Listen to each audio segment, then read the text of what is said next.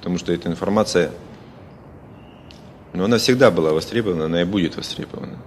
То есть вы много раз были? Я не считал, честно скажу. Каждый раз вы ходили вдвоем с кем-то? Ну, по-разному. В последнее время, когда была возможность делать такие походы, мы ходили вдвоем с Кошелевым. Ну, мы и раньше за правило один никогда не ходил. Ну, из-за безопасности. Конечно, конечно. Плюс сам себя чувствуешь увереннее.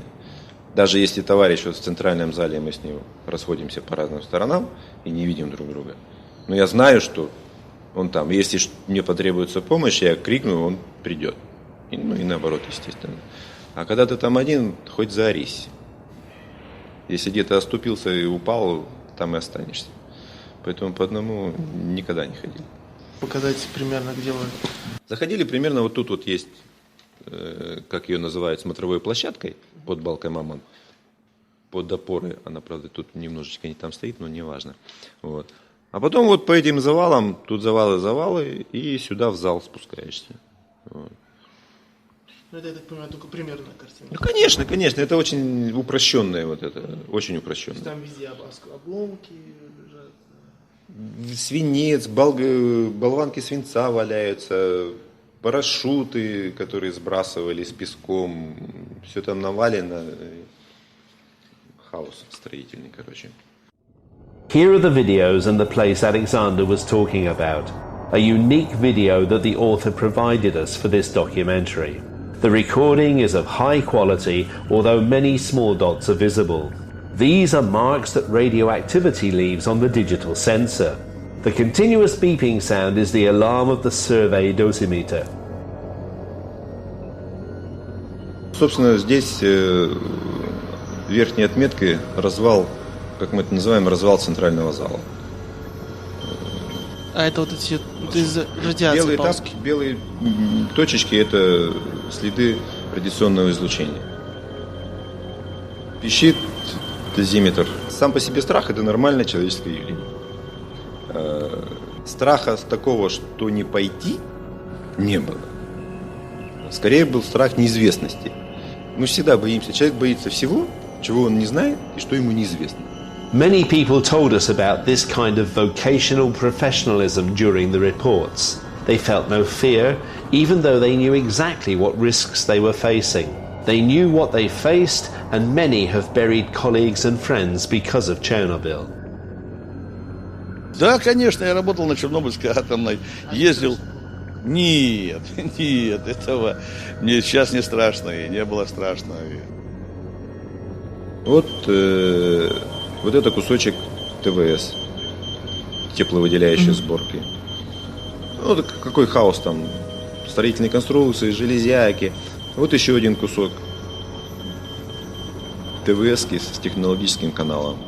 И графитовый блок тут рядом валяется. Вот графитовые блоки из реактора.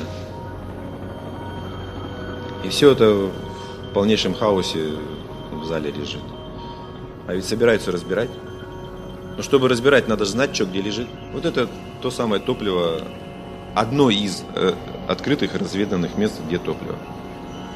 Но это ничтожное количество по сравнению с тем, что вообще где-то лежит. И оно потихонечку разрушается, вот, крошится. Я себя как бы ощущал первооткрывателем, исследователем. И еще раз повторяю, страха, который бы не позволил мне туда пойти, у меня не было. То есть какие-то опасения, наверное, были, я, честно говоря, уже честно не помню. Интерес увидеть своими глазами перебарывает все. И, честно говоря, я вам скажу, что в конце концов по-хорошему заболеваешь объектом укрытия. Он тянет, манит. The first scientists who entered the sarcophagus acted very irresponsibly. After carrying out their duties, they took off their protective lead suits and left them at the entrance. The suits blocked their movements and made it hard to work. It is quite hard to understand, especially if we think about how well these people understood nuclear energy. А вы там ходили, фотографировали просто как бы для себя или еще измеряли каждый кусочек? Рук для дозиметрических приборов рук не хватает. У меня в одной руке фотоаппарат, в другой вспышка. А там дозиметр, звук был, дозиметр. А это персональные дозиметры, и мы их использовали чисто как сигнальные. То есть устанавливались на определенные уровни, на разные уровни срабатывания, и уже, если он начинает срабатывать, ты уже имеешь представление, в каком поле находишься. Начинает верещать, более часто пищать, значит уровни выше. The first visitors to the sarcophagus after the catastrophe, famous Russian and Ukrainian scientists ignored safety regulations. They took off their personal survey dosimeters before entering. They only counted the radiation for themselves based on the time they spent inside. If the survey dosimeter had registered too much radiation, they would not have been allowed to enter again. Their jobs and their efforts to stop the catastrophe meant more to these people than their own lives. С удовольствием бы сходил, если была возможность, но для меня, к сожалению, а вообще очень правильно сделали, что где-то за последние, по-моему, года 4 или 5 даже провели несколько операций по ликвидации несанкционированных проходов в объект укрытия. И сейчас практически, как это говорят, партизанским способом нельзя проникнуть. Вот. Хорошо, потому что любопытных дурачков всегда хватает. Но у них нет такой возможности. There was something in the videos we were very curious about. We saw rays of light entering the reactor's machine room. Alexander seemed to avoid this topic and gave very brief answers. А это там вдали что-то было? Ну, это свет. Это боковые щели. Это нормально. То есть, Откуда свет падает? С улицы. То есть, как это понимать? Там дырки, щели есть, которые... Ну да. The management of the power plant says there's nothing to be worried about. They have done everything to prevent the radioactive dust from getting out into the environment. During the end of 1988 and the beginning of 1989, a special dust removal system was installed under the cover roof above the reactor's machine room. The whole system is similar to a fire alarm that sprays a special mixture of liquids at set intervals. This mixture prevents radioactive particles from flying in the air. Since the sarcophagus was built in 1986, its life is expected to end in 2016. Because of this, the building process of a new structure began in 2010. This new structure should have been ready a few years ago, but due to the scarcity of funding and organisation, it is not yet complete. What is more, the budget has gradually been spent for different purposes. К сожалению большому, это все было, понимаете, все эти средства, которые выделялись, они были бесконтрольные. Учитывая то, что менялись правительства десятки раз, учитывая, что президенты приходили, на Украине, я имею в виду, бесконтрольность на Украине. The new sarcophagus, built by the French company Novarca, is expected to be even larger than the current one. Its height is 110 meters. The construction site was satisfactorily prepared in 2010, and the necessary roads and railroads have been built. The new structure is going to be assembled at an open area near Reactor Unit 4. When it's ready, it's going to be pushed on rails on top of the current sarcophagus. The iconic ventilation pipe of the Chernobyl power plant, which is very well known all around the world, is going to be dismantled and put into a nuclear waste repository for good. The structure, which weighs 29,000 tons, is expected to solve the problems of Chernobyl for the next 100 years.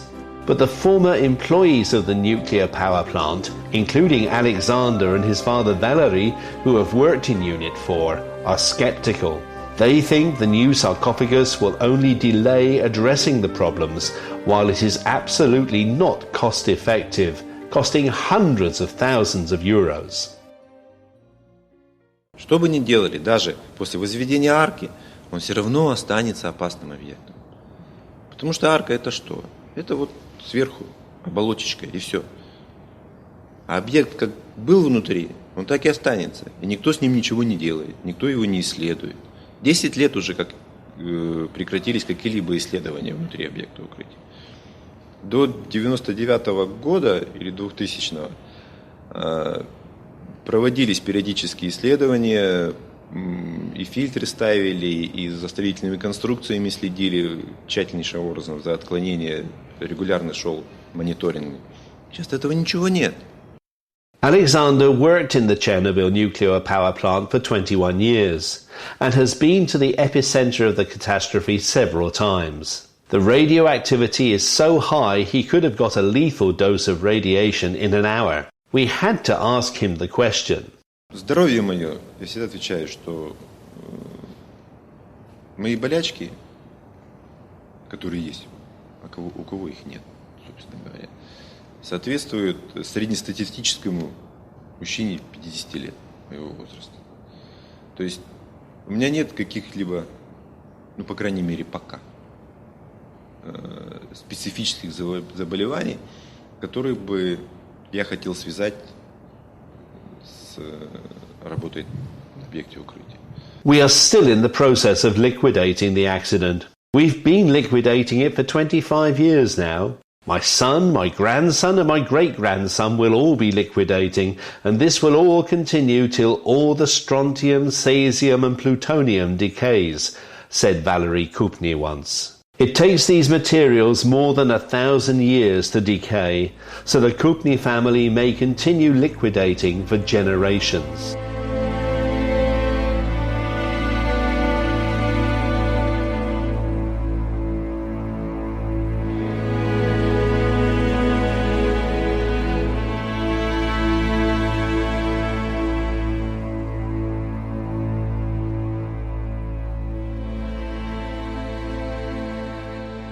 Pripyat was founded in 1970 and constructed together with the Chernobyl nuclear power plant. By the 1980s, the city's population had risen to 50,000. It had a high-quality infrastructure and an effective network of local institutions. It was meant to be a city of the future, built next to the Chernobyl power plant and expected to become the largest such complex in the Soviet Union. Pripyat enjoyed a special status, so the residents and leaders got almost everything other parts of the Soviet Union were short of. The food supplies in Pripyat were almost as vast as in institutions of the party's elite. With its modern grocery stores and shops full of goods, it looked like a true model city. Мы, наведываясь по служебным делам в Чернобыль, ездили и в Припять. Припять – это молодой на то время городок был, 16 лет всего лишь было, но снабжение было очень исключительное. Если в Киеве, в столице Советской Украины, была уже практически талонная система, когда некоторые продукты питания невозможно свободно было купить в магазине, то в Припяти было достаточно, по сравнению с Киевом дефицитов не было. Поэтому мы часто ездили и видели, какой это прекрасный город. Это один из прекраснейших городов Украины. The city was originally planned for a population of 78,000, and the target would have been met in 15 years. The population of Pripyat increased by more than 1,500 persons every year. 800 births were registered in a year, and twice as many arrived to settle down in the city. Я встречаюсь с очень многими людьми, и на сегодняшний день получается, что вот возле Чернобыльской атомной существовал какой-то серый, незаметный, неприметный городишко Припять, чуть ли не какой-то вахтовый поселок, где жили совершенно серые, неприметные люди, и жили они там вроде бы только для того, чтобы в 1986 году сотворить величайшую в мире катастрофу. На самом деле это было не так. У нас был очень яркий, очень молодой, 26 лет был средний возраст жителей города Припяти. Город, в котором талантливейшие люди жили. Мы проводили потрясающее время. У нас рядом был лес, рядом была речка. В речке полно рыбы, в лесу полно грибов. Можно было их косить буквально косой. Это я не преувеличиваю. Это действительно было так. И вот этот город мы потеряли. After the Chernobyl disaster, the fate of Pripyat, which was only